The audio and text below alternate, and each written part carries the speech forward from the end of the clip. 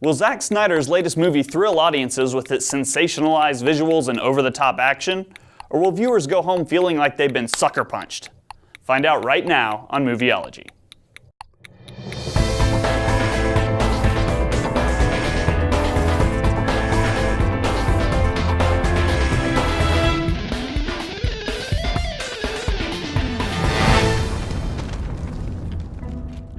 Today's episode is brought to you by the American Vision. For a chance to win a $20 gift certificate to American Vision's online store, be sure to like Movieology on Facebook, then post a comment to this video within 24 hours. American Vision has a vast array of phenomenal worldview-related books and DVDs available at AmericanVision.com. Welcome to Movieology, your ticket to engaging the spectacular world of film from the bedrock of biblical truth. I'm Stewart Adams. Check out Movieology at our website, our Facebook page, and Twitter. If you haven't done so already, be sure and watch our last episode, which features guest host Michael Minkoff, on why Christians should watch secular movies. You can go and watch it now by clicking on my face.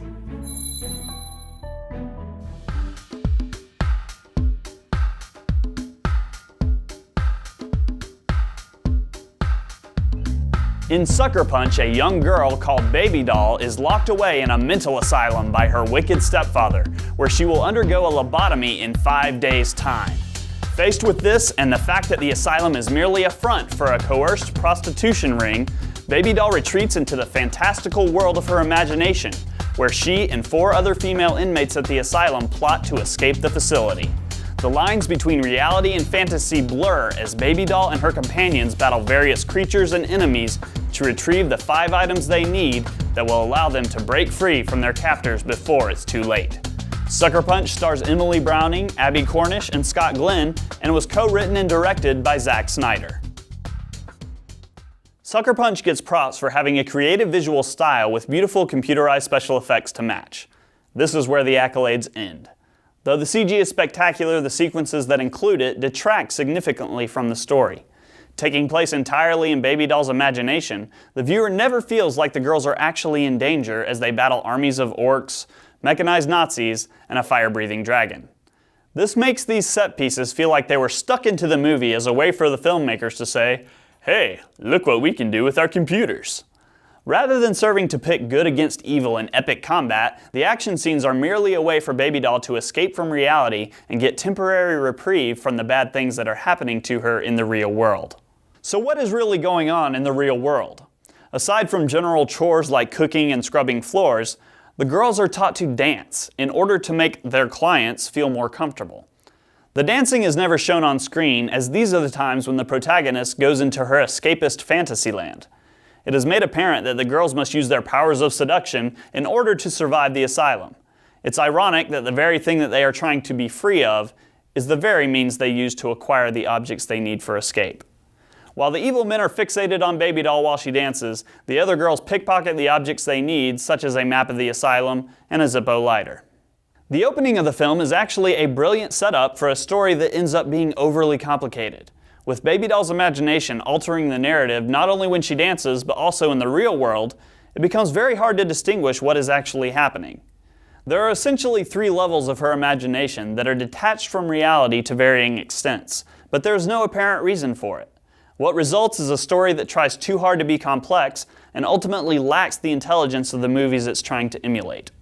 The opening sequence of Sucker Punch includes a narration that refers to guardian angels that can show up in the form of anyone. Throughout the film, Baby Doll is told that she can control the world she imagines and not be afraid because she possesses all the weapons she'll need to escape. The film ends with another narration obliquely stating that you are your own guardian angel.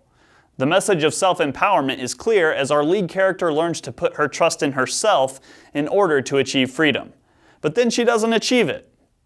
The potency of this message is even further weakened by the constant objectifying of the young women. The sensual clothing and flirtation only serve to communicate sexual exploitation that is demeaning rather than empowering.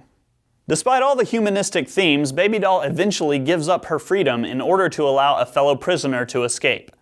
This suddenly Christ-like act feels very out of place and inconsistent with the character's prior motives, as the goal throughout the entire film was only to save herself from the very thing she has now willingly succumbed to. What's left is a story searching for purpose, but never finding it. I give Sucker Punch 1.5 stars as it contains a narrative that is a complicated mess and characters that are bland and forgettable. Yes, the stylization is enthralling and the special effects are great, but that alone a good movie doesn't make. If you would like to discuss this film further, please email us at info@movieology.tv or comment on Facebook, YouTube, or Twitter. Be sure to screen this movie for content before going to see it. Until next time, I'm Stewart Adams. Thanks for watching. Worst prostitution ring, Baby Doll retreats into the fantastical world of... The sequences that include it detract significantly from the story, which features guest host Michael... Why do I keep doing that?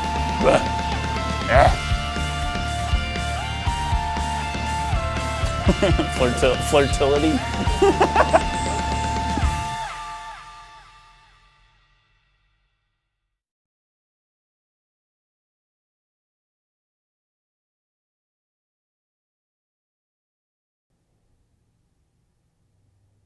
Like a lollipop? To smack a lollipop? Could we call this movie Lollipop Smack? Or hit, punch, kick, lollipop kick?